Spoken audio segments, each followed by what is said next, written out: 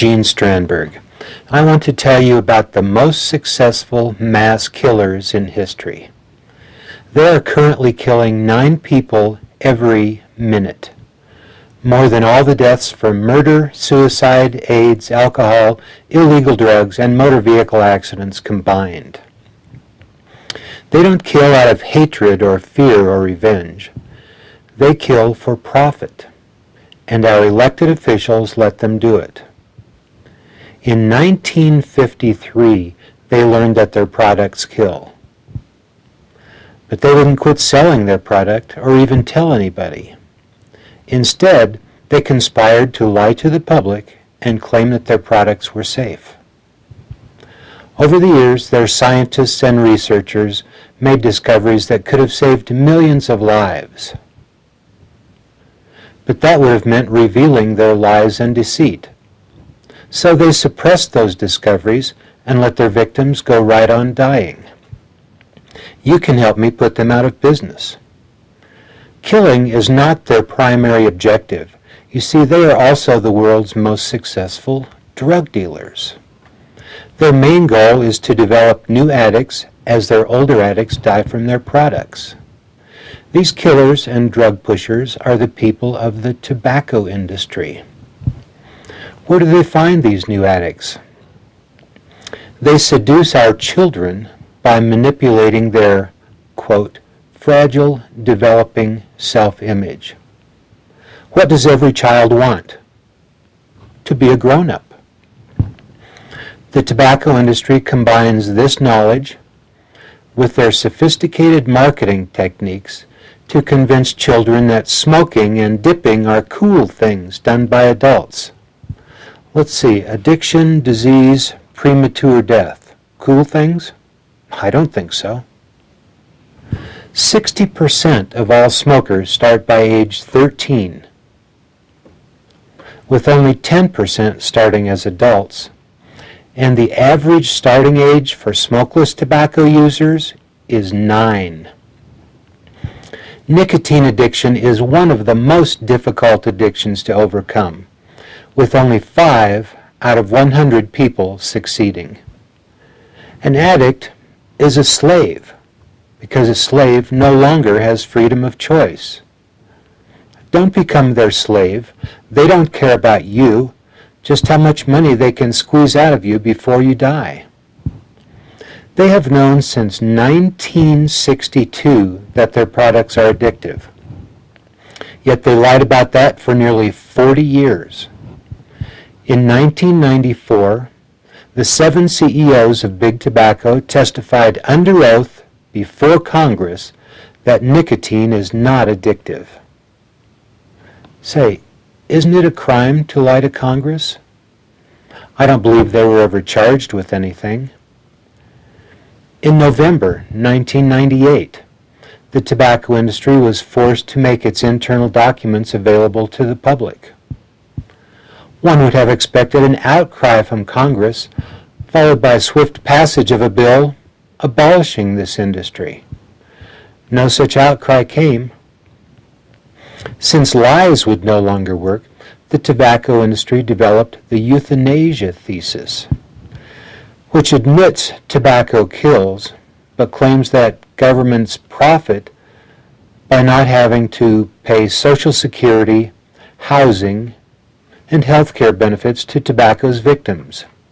Now, 11 years later, our politicians are still talking. Tobacco tax increases, marketing restrictions, and FDA regulation of nicotine, while more children are being addicted and more adults are having their lives cut short by these cold-blooded killers who put profit before human life. For your information, the FDA bill made the rounds in Congress last year, drafted on Philip Morris letterhead.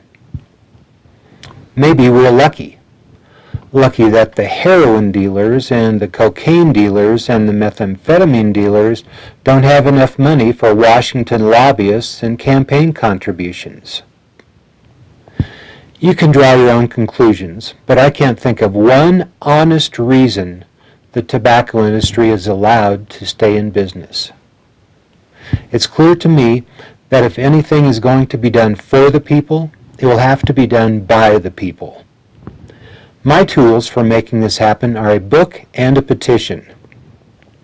The book is Murder Incorporated, the Tobacco Industry, a finalist for the 2008 Indie Book Award for Social Change. Every family with children needs this information. Parents aren't going to be there when addiction starts, so they need to teach their children how deadly tobacco addiction is before somebody offers them that first cigarette or that first pinch of snuff. If you believe no one has the right to steal, on average, 20 years of another person's life, if you believe every human being has the right to live a healthier life, or if you want to learn about the health and political issues surrounding tobacco, as well as the corruptive influence of tobacco money throughout society, you need to read this book. I didn't write the book to become rich or famous. I'm very happy to share any profits there might be with others. There are several ways we can do this.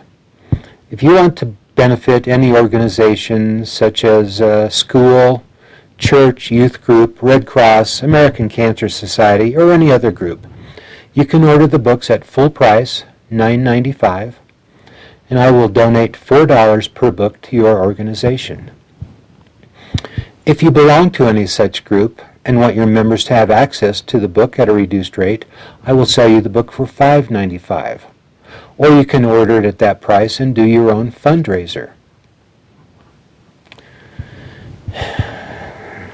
If you've lost your job in these hard times, I will be happy to sell you the book for $5.95 so you can resell them and earn some money while working for a good cause.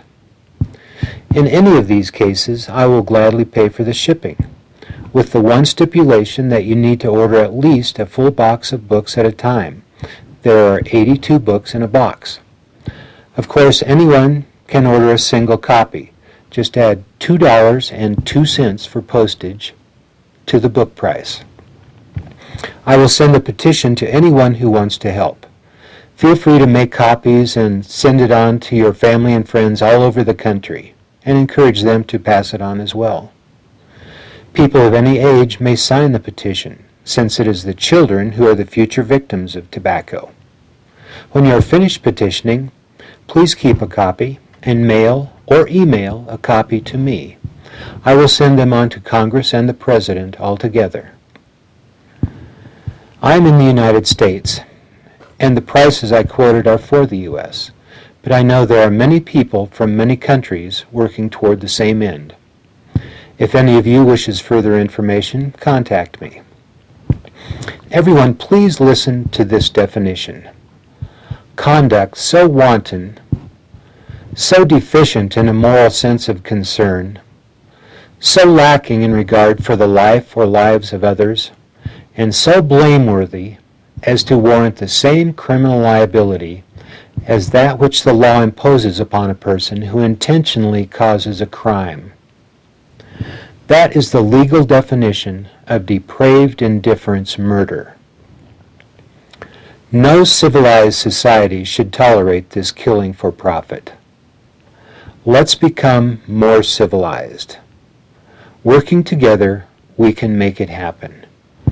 If you want to help, mail or email your book orders, petition requests, and questions as follows. And please, no email attachments. Thank you for your time.